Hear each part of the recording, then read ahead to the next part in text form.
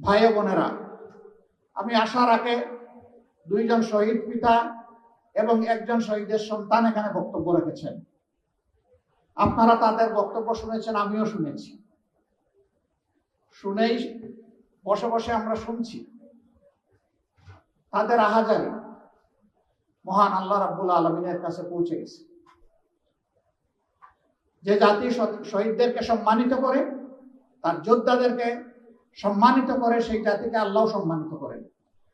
আর যেই জাতি সম্মান করতে জানে না, আল্লাহ তাদেরকে অপদস্থ।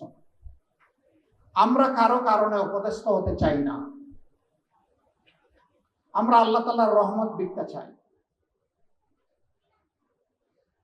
শহীদদের শুধু বিচার করলে হবে না, শহীদদেরকে সোনার অক্ষরে স্মরণ করার ব্যবস্থা করতে হবে।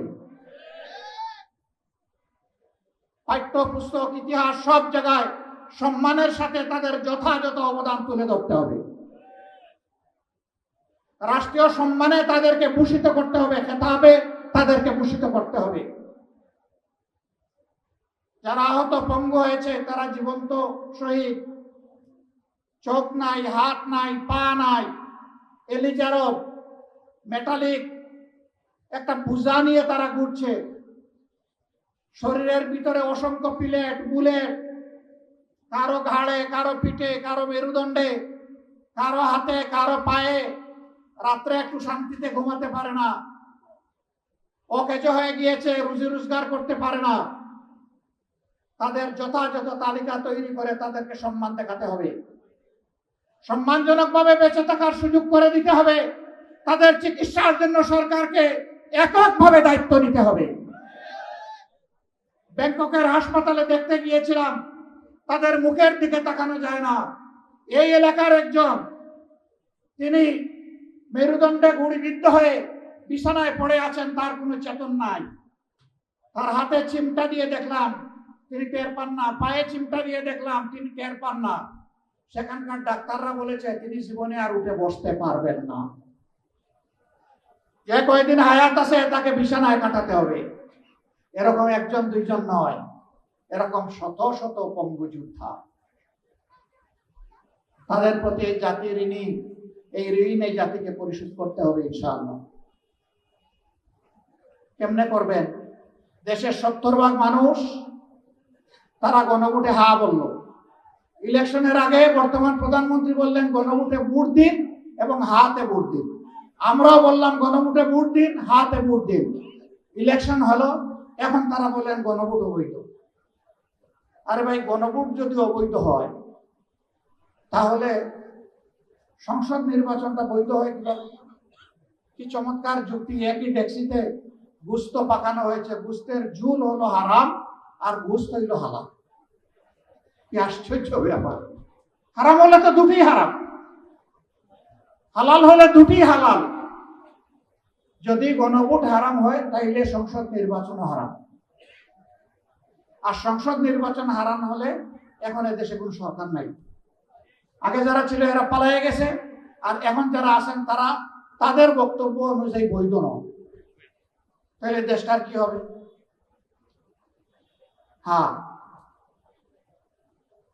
Doctrine of necessity and will of the people বলে যে কথা আছে, যে এটা হচ্ছে সংবিধানের উপরে এর পজিশন। ওই বৈধতার বেলায় ইন্টারিম গভর্নমেন্ট হয়েছে, এরপরে নির্বাচন দুটো হয়েছে। ওই নির্বাচনের শপথ দুইটা নেওয়ার কথা আমরা নিয়েছি, ওনারা একটা নিয়েছে।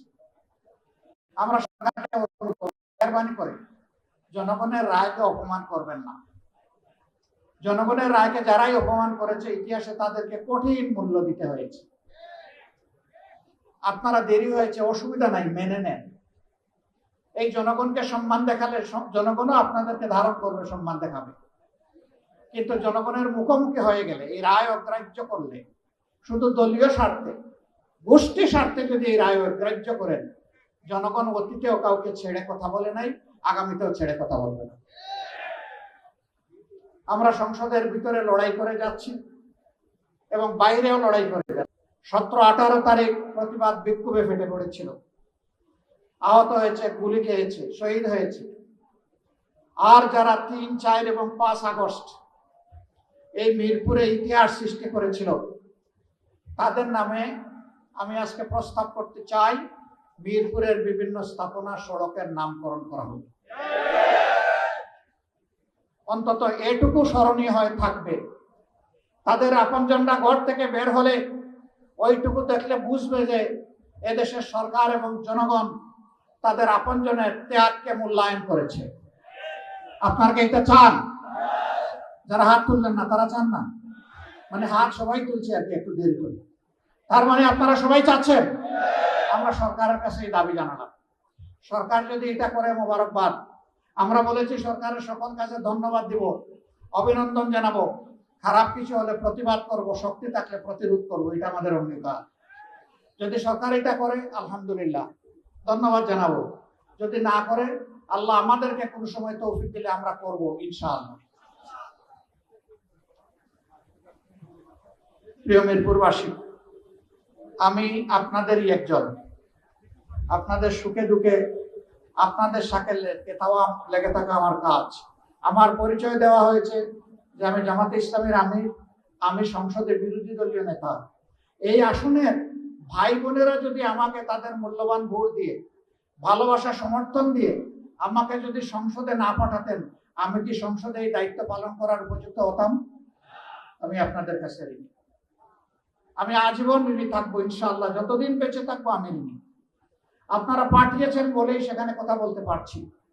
দোয়া করেন আপনাদের জন্য, দেশবাসীর জন্য, আপনাদের হয়ে, দেশবাসীর হয়ে যেন আমি কথাগুলো বলতে পারি। এবং আমি বলতে গিয়ে কাউকে যেন পরোয়া না করি, পরোয়া যেন করি শুধু আল্লাহ রাব্বুল আলামিন।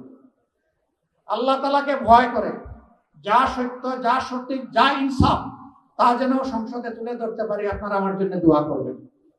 এই আসনের ব্যাপার আমার মৌলিক দায়িত্ব, প্রাথমিক দায়িত্ব, তার সাথে সারা জাতি এবং দেশবাসীরও কিছু দায়িত্ব।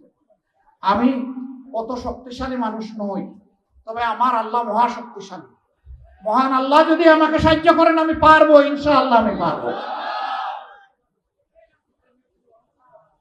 আল্লাহ তাআলা আপনাদের সম্মানকে বৃদ্ধি করে দিন। জনগণের ন্যায্য অধিকার আদায়ে অতীতে যেমন যুগে যুগে, বিশেষ করে 24 জুলাই ঐতিহাসিক সাহসী যে যোদ্ধার ভূমিকায় মিরপুরবাসী পালন করেছেন, আরেকবার অভিনন্দন জানিয়ে আপনাদেরকে পরবর্তী যে কোনো পরিবর্তন এবং যদি বিপ্লব অনিবার্য হয়ে ওঠে, তাহলে সেই পরিবর্তন এবং বিপ্লবের লড়াই করার জন্য প্রস্তুত থাকার আহ্বান জানাচ্ছি। আপনারা প্রস্তুত থাকবেন? আমি আছি, আমি আপনাদের পিছনে থাকবো ইনশাআল্লাহ। আপনারা রাজি না? আল্লাহর কসম, আমি বেঁচে থাকলে ইনশাআল্লাহ পিছনে নয়, আপনাদের সামনে থাকবো ইনশাআল্লাহ। আল্লাহ যেন সামনে থেকেই অন্যায়ের প্রতিবাদ আর জনগণের অধিকার আদায়ের তৌফিক আমাদেরকে দান করেন। আপনাদের সবাইকে অভিনন্দন, ধন্যবাদ। যারা আসতে পারেন না তাদের কাছে আমাদের সালামটুকু পৌঁছাবেন এবং আমরা ইনশাআল্লাহ দেশ এবং জনগণের কল্যাণে আর মুক্তির লড়াইয়ে একসাথেই আমরা কাজ করব।